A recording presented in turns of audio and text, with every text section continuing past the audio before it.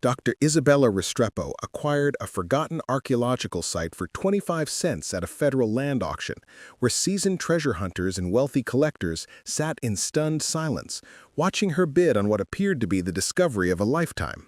But as the gavel came down and she became the legal owner of a rumored lost Aztec settlement in the remote Chihuahuan Desert, she noticed something that made her blood run cold. Every expert in that room was looking at her not with envy, but with the kind of pity usually reserved for the condemned. The morning sun blazed through the windows of the El Paso Federal Building as Dr. Isabella Restrepo adjusted her reading glasses and flipped through the thick catalog of surplus government properties. The Bureau of Land Management's quarterly auction was typically a mundane affair: abandoned military installations, worthless mining claims, and parcels of desert that nobody wanted. As a professor of Pre-Columbian Studies at the University of New Mexico, Isabella attended these auctions hoping to find research sites her department could afford on their meager budget. She'd been to dozens of these events over the past 5 years, usually walking away empty-handed as developers and speculators outbid her for anything remotely valuable. Today felt different, though she couldn't quite put her finger on why. The auction room was unusually crowded, filled with faces she recognized from the tight-knit world of southwestern archaeology and treasure hunting. In the third row sat Dr. Nathaniel Blackwood from the Smithsonian's National Museum of the American Indian, his silver hair gleaming under the fluorescent lights. Behind him, Vincent Ashworth scrolled through his phone, his Armani suit looking wildly out of place in the government building's austere conference room. Near the back, legendary treasure hunter Colt Ramirez, the man who discovered 3 Spanish galleons off the coast of Florida, was studying the auction catalog with unusual intensity. These weren't the usual crowd of small-time investors and academics. These were people who operated with budgets in the millions, who'd made careers out of finding priceless historical artifacts. What were they doing at a routine government land auction in El Paso? Isabella's question was answered when auctioneer Gerald Hoffman called lot number 1247 to the podium. His usually confident voice wavered slightly as he read from his notes. Archaeological site, Chihuahuan Desert, New Mexico. Parcel encompasses 240 acres of surveyed land, including documented pre-Columbian settlement ruins. Previous geological surveys indicate significant historical value. Minimum bid. Hoffman paused, cleared his throat, and continued in a voice that seemed to lack conviction. Minimum bid, 25 cents. The room went dead silent. Isabella felt the hairs on the back of her neck stand up as she looked around at the suddenly motionless crowd. Dr. Blackwood had stopped writing in his notebook mid-sentence. Vincent Ashworth had actually put down his phone, something she had never seen him do in the 3 years she'd known him. Colt Ramirez was staring at the auctioneer like he just announced the location of El Dorado. Isabella studied the property description more carefully. The coordinates placed it in one of the most remote sections of the Chihuahuan Desert, nearly 4 hours from the nearest town. The brief archaeological notes mentioned stone structures consistent with Mesoamerican ceremonial architecture and artifacts suggesting significant pre-Columbian settlement activity. For an archaeologist specializing in Aztec civilization, it sounded like the opportunity of a lifetime. More importantly, it sounded like something worth far more than 25 cents. "Do I hear 25 cents?" Hoffman called out, his voice echoing strangely in the silent room. Isabella waited for the feeding frenzy that should have followed. In her experience, Colt Ramirez alone would have bid the property up to 6 figures within minutes. Vincent Ashworth had once paid $2.3 million for a single Aztec calendar stone. Dr. Blackwood represented an institution with virtually unlimited resources for significant archaeological discoveries. But nobody moved. Nobody even shifted in their chairs. 25 cents, Isabella called out, her voice sounding unnaturally loud in the continued silence. Every head in the room turned to look at her. The expression she saw made her stomach clench with sudden anxiety. Dr. Blackwood was looking at her with something that resembled genuine concern. Vincent Ashworth had gone pale, his usual confidence replaced by what looked like fear. Colt Ramirez was shaking his head slowly, as if watching someone make a tragic mistake. "Going once?" Hoffman said, his gavel raised uncertainly. He seemed to be scanning the room desperately. giving every expert multiple chances to save Isabella from what appeared to be a terrible decision. The silence stretched longer than any auction pause Isabella had ever witnessed. I could hear the air conditioning humming, the distant sound of traffic from the street below, even the faint scratching of Dr. Blackwood's pen as he nervously tapped it against his notebook. "Going twice?" Hoffman announced, his voice now barely above a whisper. That's when Dr. Luna Sandoval stood up in the back row. Isabella recognized her immediately. Dr. Sandoval was one of the most respected Native American archaeologists in the Southwest, a Pueblo elder who'd spent 40 years studying the interaction between indigenous peoples and pre-Columbian civilizations. She was also known for her absolute integrity and her protective stance towards sacred sites. Dr. Sandoval walked toward the exit with deliberate steps, but stopped when she reached Isabella's row. Leaning down, she whispered urgently, "Dr. Restrepo, you don't want that land. Trust me on this. There are some discoveries that come with a price too high to pay." Before Isabella could respond or ask what she meant, the gavel came down with a sharp crack that seemed to echo far longer than physics should have allowed. "Sold to Dr. Isabella Restrepo for 25 cents. The room erupted in activity, but not the kind Isabella expected. Instead of congratulations or questions about her plans for the site, people began gathering their things and heading for the exits with unusual haste. Dr. Blackwood was the first to leave, not even acknowledging Isabella as he passed her row. Vincent Ashworth followed closely behind, his phone already pressed to his ear, speaking in urgent, hushed tones. Colt Ramirez paused at Isabella's seat, his weathered face creased with worry. "Professor," he said quietly, "I've been hunting treasure for 35 years.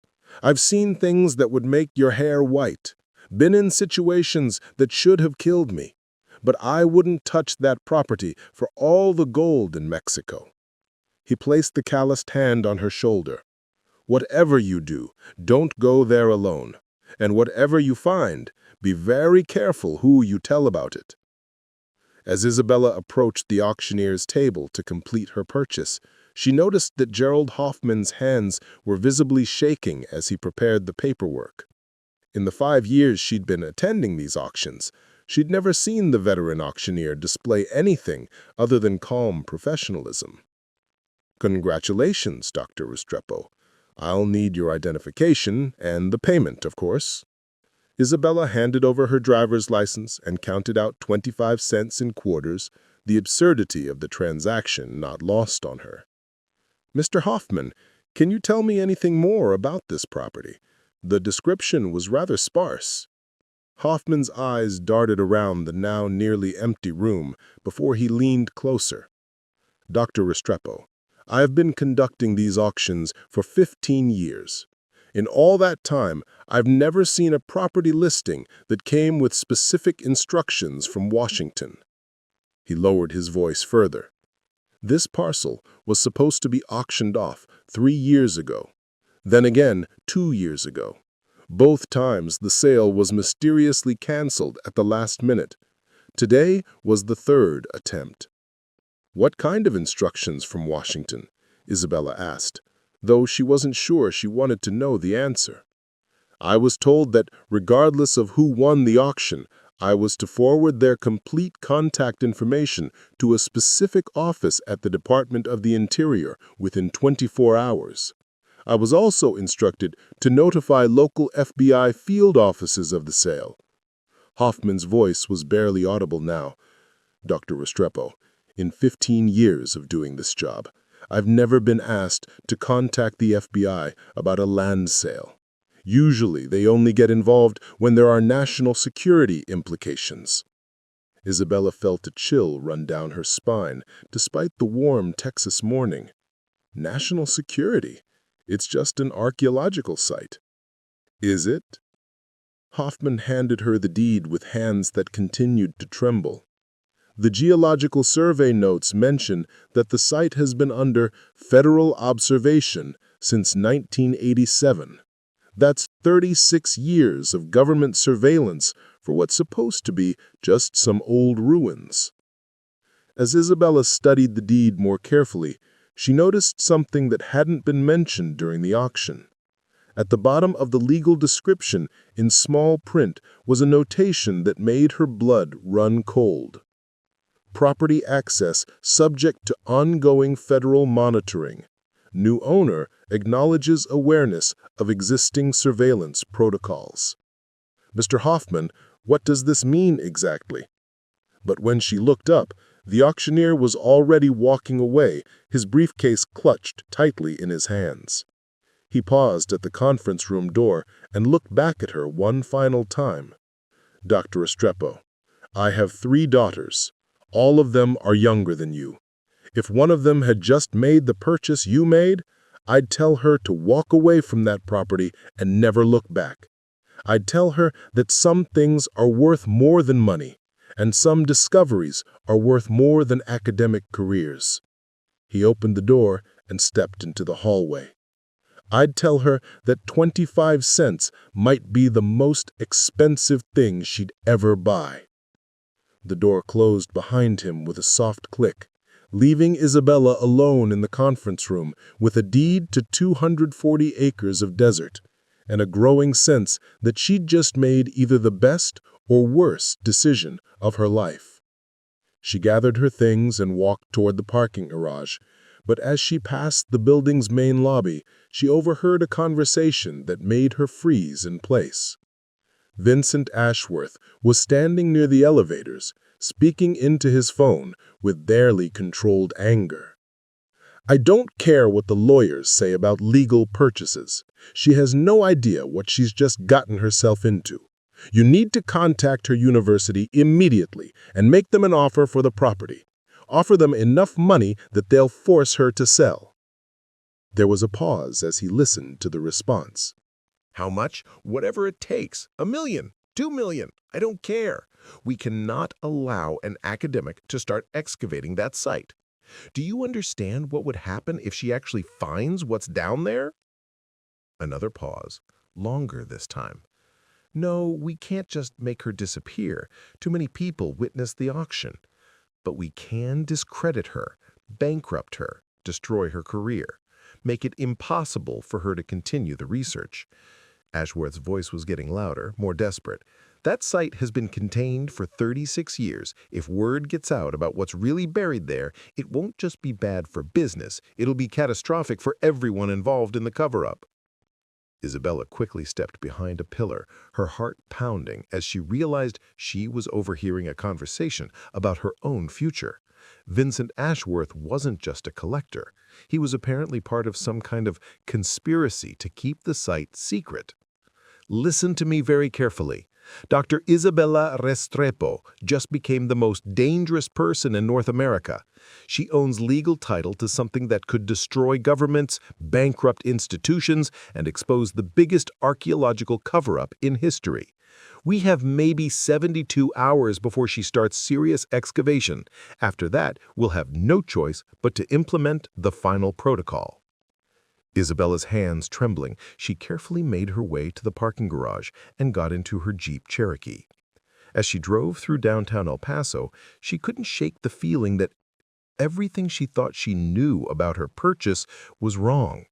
The 25-cent price tag, the silence of the experts, the federal monitoring notices, none of it made sense for a routine archaeological site.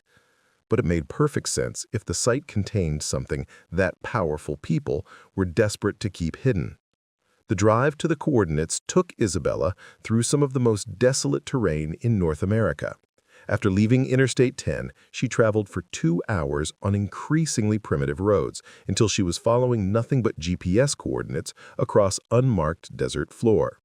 The Chihuahuan Desert stretched endlessly in all directions, an alien landscape of creosote bushes, ocotillo plants, and distant mountain ranges that shimmered in the heat like mirages. The site itself was located in a natural basin surrounded by low hills, a formation that would have provided both protection and water collection for ancient settlements. As Isabella's Jeep crested the final ridge, she got her first comprehensive view of what she just purchased for 25 cents.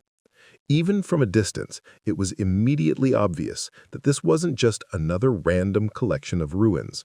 The stone structures were laid out in a precise geometric pattern that spoke to sophisticated urban planning. At the center of the site rose what appeared to be a stepped pyramid, smaller than the great temples of Teotihuacan, but unmistakably Mesoamerican in design. Surrounding it were the foundations of numerous buildings, their walls still standing in some places, creating a complex that would have housed hundreds of people. Isabella parked her jeep and began walking through the ruins, her archaeological training automatically cataloging what she was seeing. The stonework was exceptional, massive blocks fitted together with the precision that characterized the best Aztec architecture. But there were details that didn't fit with anything she'd studied before.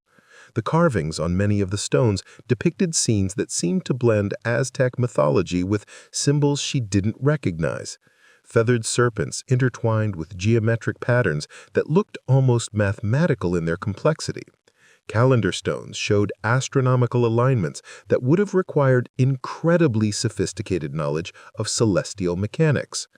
But it was the central pyramid that took Isabella's breath away. As she climbed the stone steps to the top platform, she realized she was looking at something that could rewrite the history of pre-Columbian civilization in North America. The pyramid wasn't just a religious structure. It was a massive astronomical observatory, its angles and orientations precisely calculated to track the movements of stars, planets, and lunar cycles. At the apex of the pyramid was a circular stone platform with intricate carvings that made Isabella's hands shake as she photographed them. The symbols were definitely Aztec, but they were arranged in patterns that suggested this site had been far more important than any settlement should have been this far north of traditional Aztec territory. The carvings told a story, and as Isabella worked to translate the ancient pictographs, she began to understand why so many people had been afraid of her purchase. The symbols described this location as a sacred repository where the treasures of Tenochtitlan had been hidden from the destroyers during the time of great darkness. Isabella sat back on her heels, her mind racing with the implications. Tenochtitlan had been the capital of the Aztec Empire, one of the largest and wealthiest cities in the world before Spanish conquistadors destroyed it in 1521. Historical accounts described vast treasures, rooms filled with gold, silver, precious stones, and artifacts of incredible cultural and monetary value. But those treasures had never been found. Spanish records indicated that much of the wealth had been hidden or evacuated before the city fell, but despite centuries of searching, no one had ever discovered where it had gone. The carvings on this pyramid suggested that at least some of Tenochtitlan's treasures had been transported over 1,000 miles north and hidden in this remote desert location. If that were true, Isabella wasn't just looking at an important archaeological site. She was looking at one of the most valuable treasure hoards in human history. She spent the next 3 hours documenting every carving, every symbol, every architectural detail that might confirm her theory. The more she photographed and translated, the more convinced she became that this site contained something extraordinary. But as the afternoon sun began its descent toward the western mountains, Isabella noticed something that made her realize her discovery was about to become extremely complicated. The first sign of surveillance was so subtle that Isabella almost missed it entirely. A flash of reflected sunlight from a ridge approximately 2 miles to the east, the kind of glint that comes from binoculars or camera lenses. Isabella continued her work, pretending not to notice, but began paying closer attention to the surrounding landscape. Over the next hour, she identified at least 4 different observation points positioned around the perimeter of the site. Each location offered a clear view of the central pyramid and would allow observers to monitor anyone working in the ruins. The positioning was too precise to be coincidental. These were carefully chosen surveillance points that had probably been in use for years. Isabella's satellite phone buzzed with an incoming message. She'd brought the device specifically for this expedition, knowing that cell phone coverage was non-existent in this part of the desert. The message was from an unknown number. "Dr. Restrepo, you need to stop what you're doing and leave that site immediately. You are being watched by people who will not hesitate to protect what's buried there. This is not a request." Isabella's hands trembled as she read the message. Someone was monitoring her activity closely enough to know not only that she was at the site, but that she was actively documenting the ruins. More troubling, they had somehow obtained her satellite phone number, which was supposed to be secure.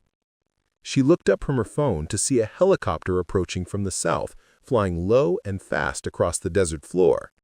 As it drew closer, Isabella could see that it was a military-style aircraft painted matte black with no visible registration numbers or identifying marks. The helicopter made 3 slow passes over the site, obviously photographing or filming her activities, before heading north toward the Mexican border. Isabella's phone buzzed again with another message. The helicopter was a warning. The next contact will not be.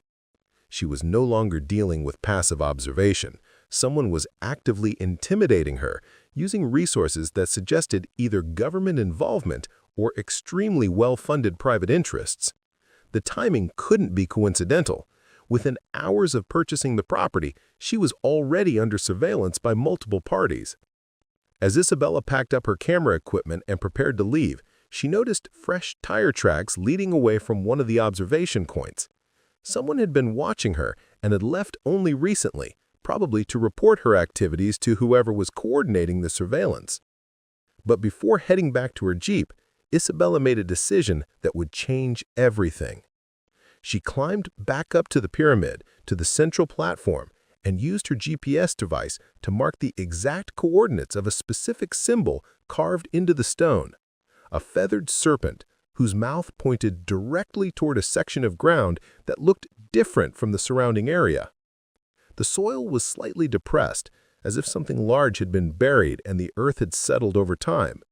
More importantly, the depression formed a perfect rectangle, approximately 12 feet by 8 feet, exactly the dimensions described in Aztec codices for the transportation crates used to move temple treasures. Isabella realized she was looking at what was almost certainly a buried vault containing artifacts from Tenochtitlan. The carvings on the pyramid weren't just historical records, they were a treasure map, pointing directly to the location where Aztec priests had hidden their most valuable possessions over 500 years ago.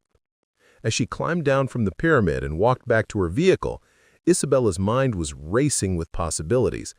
If her translations were correct, she was the legal owner of a site containing Aztec treasures worth potentially hundreds of millions of dollars. The gold alone would be priceless, but the historical and cultural value of intact Aztec artifacts would be immeasurable. But she was beginning to understand why Vincent Ashworth was so desperate to prevent her from excavating the site, and why the federal government had been monitoring the location for 36 years. A discovery of this magnitude wouldn't just be an archaeological sensation, it would raise uncomfortable questions about who knew about the treasure and why it had been kept secret for so long. Isabella started her Jeep and began the long drive back to civilization, but as she navigated the rough desert roads, she couldn't shake the feeling that she was being followed. Every few minutes, she caught glimpses of dust clouds in her rearview mirror, always staying just far enough behind to avoid identification, but close enough to maintain visual contact. By the time she reached the interstate, Isabella had made a decision that would either make her the most famous archaeologist in the world or get her killed in the process. She was going to excavate that site, find whatever was buried beneath the pyramid, and expose the truth about why it had been hidden for so long. She had no idea that her 25-cent purchase had just made her the target of the most dangerous conspiracy in archaeological history, or that people had already died to keep the secrets of the Chihuahuan Desert site buried forever. As the sun set behind her and the lights of El Paso appeared on the horizon, Isabella began planning the expedition that would either make her career or end her life. What she didn't know was that her decision to return to the site had already been anticipated, and powerful forces were mobilizing to ensure that the treasures of Tenochtitlan would never see the light of day. Isabella returned to the university that evening to find her office door ajar. Inside, Vincent Ashworth sat behind her desk, flanked by two men in expensive suits. Her computer was open, displaying her photo files from the site. "Dr. Restrepo," Ashworth smiled coldly, "we need to discuss your recent purchase." "This is breaking and entering," Isabella said, reaching for her phone. "Actually, it's a business proposition." He slid a check across her desk. $5 million for immediate transfer of your property rights, no questions asked. Isabella stared at the check. $5 million for a 25-cent purchase. What's really buried there? "Nothing that concerns an academic," one of the suited men replied. "Take the money and walk away." Before Isabella could respond, her office door burst open. Dr. Nathaniel Blackwood entered, followed by a woman Isabella didn't recognize. Tall, official-looking, with the bearing of federal law enforcement. "Agent Sarah Cross, FBI," the woman announced, showing her badge. "Mr. Ashworth, you're under arrest for conspiracy to conceal federal crimes." Ashworth's composure cracked. "You can't do this. The arrangement has been in place for decades." "The arrangement is over," Agent Cross replied. "Dr. Restrepo's purchase triggered a federal review of this case. We know about the cover-up." Isabella watched in stunned silence as handcuffs clicked around Ashworth's wrists. What cover-up? What's really going on? Agent Cross turned to her. "Dr. Restrepo, your site contains evidence of the largest archaeological fraud in U.S. history." Agent Cross led Isabella to a secure conference room in the university's administration building. Dr. Blackwood followed, his earlier fear replaced by grim determination. "Dr. Restrepo," Cross began, "in 1987, a geological survey team discovered what you found today, clear evidence that Aztec treasures had been hidden in the Chihuahuan Desert. But instead of reporting it properly, they contacted certain private collectors and government officials." She opened a thick file. Vincent Ashworth, working with corrupt Interior Department officials, orchestrated a cover-up. They classified the site as sensitive cultural property and placed it under federal protection, not to preserve it, but to prevent anyone from excavating it. Dr. Blackwood spoke up. "Isabella, they've been systematically looting smaller artifacts from the site for 36 years, selling them on the black market to private collectors worldwide." Agent Cross nodded. "The Smithsonian has unknowingly acquired dozens of artifacts that we now know came from your site, but they were careful never to excavate the main treasure vault." "Why?" "Because," Cross continued, "a discovery of that magnitude would require public disclosure. Archaeological finds of this importance belong in museums, not private collections. They couldn't risk exposure." She pulled out surveillance photos. "They've been monitoring the site constantly, waiting for the day when legal ownership would finally be transferred to someone outside their control."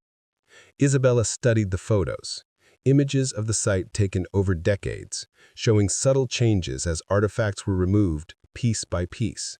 "So the auction was supposed to be controlled," Dr. Blackwood finished. "Ashworth had arranged for an associate to purchase the property. Your bid disrupted their plan." Agent Cross leaned forward. "Dr. Restrepo, based on preliminary analysis of your photographs, we estimate the remaining treasure vault contains artifacts worth between $400 and $600 million. Isabella's satellite phone rang. Agent Cross gestured for her to answer while activating a recording device. "Dr. Restrepo, this is Colonel Martinez with the Mexican Federal Police. We have a situation developing at your archaeological site." Isabella looked at Agent Cross, who nodded grimly. "What kind of situation?" "Armed men crossed the border 3 hours ago. They appear to be heading directly for the coordinates you visited yesterday. We believe they intend to excavate the site illegally and transport any findings back to Mexico." Agent Cross grabbed the phone. "Colonel, this is FBI Agent Cross. How many men are we talking about?" "At least 12. heavily armed, with excavation equipment. They're not treasure hunters. This is a military-style operation. Isabella felt her stomach drop. They're going to destroy the site. Dr. Blackwood was already gathering his things. We have to get there first. Agent Cross shook her head. Too dangerous. We'll coordinate with Border Patrol and... By the time federal agencies coordinate, the site will be stripped bare, Isabella interrupted. Those treasures have survived for 500 years. I'm not letting them disappear into private collections. Her phone rang again. This time it was Colt Ramirez. Professor, I'm calling from the site. I've been watching it since yesterday, and you've got serious problems heading your way. There are at least 3 different groups converging on this location. 3 groups? The Mexican team Colonel Martinez told you about, but also a helicopter full of what looked like private military contractors and... Ramirez paused. This is going to sound crazy, but there's a convoy of black SUVs with government plates heading across the desert. Someone leaked the location, and now everyone wants a piece of the action. Agent Cross took the phone. Mr. Ramirez, this is FBI. You need to evacuate immediately. Ma'am, with respect, I've been protecting this site for 36 years. I'm not leaving now. Isabella stared at Agent Cross. You knew about the cover-up for 36 years? Not me personally, but yes, the FBI has been monitoring the situation. We were waiting for the right moment to expose the conspiracy without causing an international incident. And now? Now we're out of time. The helicopter ride to the site took 45 minutes. Isabella sat between Agent Cross and Dr. Blackwood, watching the desert landscape rush past below. In the distance, she could see dust clouds marking the approach of multiple vehicles from different directions. When they landed, Colt Ramirez was waiting with a shocking revelation. Professor, I need to tell you something. I haven't been protecting the site as a concerned citizen. He pulled out a faded badge. I'm retired CIA. I was assigned to monitor this location after the 1987 discovery. Isabella felt like the ground was shifting beneath her feet. Everyone knew? Not everyone, but yes, this has been a classified operation for decades. The problem is, some people got greedy. He pointed toward the approaching dust clouds, and some people got desperate. Agent Cross was coordinating with Border Patrol through her radio. We have authorization to secure the site, but we need to move fast. The next 6 hours passed in a blur of controlled chaos. Federal agents secured the perimeter, while Isabella, Dr. Blackwood, and a team of FBI archaeologists conducted an emergency excavation of the treasure vault. What they found exceeded even Isabella's wildest expectations. The rectangular depression beneath the pyramid contained a stone-lined chamber filled with artifacts that represented the cream of Aztec civilization. Golden masks, intricate jewelry, ceremonial weapons, jade carvings, and codices that had somehow survived 5 centuries in the desert climate. But the most significant discovery was a series of stone tablets that told the complete story of how Tenochtitlan's treasures had been evacuated. The tablets revealed that Aztec priests had established multiple hidden repositories across North America, of which this site was only one. Dr. Blackwood estimated the total value at $547 million, making it the most valuable archaeological discovery in North American history. 3 months later, Isabella stood in the Smithsonian's new Aztec Treasures exhibition, watching visitors marvel at artifacts that had been hidden for over 500 years. Vincent Ashworth and 17 co-conspirators had been convicted of archaeological fraud and conspiracy. The corrupt government officials who had facilitated the cover-up were serving federal prison sentences. Isabella's 25-cent purchase had not only made her the most famous archaeologist in the world, but exposed a conspiracy that reached into the highest levels of government and international art dealing. The site itself had been designated a UNESCO World Heritage Site, with Isabella serving as the lead researcher for ongoing excavations. The Mexican government had formally recognized the site's importance and agreed to joint custody of the artifacts with the United States. But perhaps most importantly, The discovery had led to the identification of 12 other hidden Aztec treasure sites across North America, opening an entirely new chapter in the study of pre-Columbian civilization. Isabella kept the original deed to the property framed in her office, along with the 25 cents she'd paid for it. Students often asked her about the small change displayed so prominently. "Those quarters," she would tell them, "represent the most important lesson an archaeologist can learn. Sometimes the greatest discoveries come not from massive funding or institutional support, but from the courage to pursue the truth when everyone else is afraid to look." Isabella Restrepo had paid 25 cents for a piece of desert and discovered treasures worth $500 million. But more importantly, she'd learned that some truths are worth more than gold, and some discoveries are worth risking everything to protect. The treasures of Tenochtitlan had finally found their way home to the people, where they belonged. And Isabella found her place in history as the archaeologist who refused to let fear silence the voice of the past. Thank you for joining us on this incredible journey of discovery, courage, and justice. If this story inspired you, please subscribe and share it with others who appreciate tales of truth triumphing over corruption. Isabella's courage reminds us that sometimes the smallest investments, whether in money or in standing up for what's right, can yield the greatest rewards.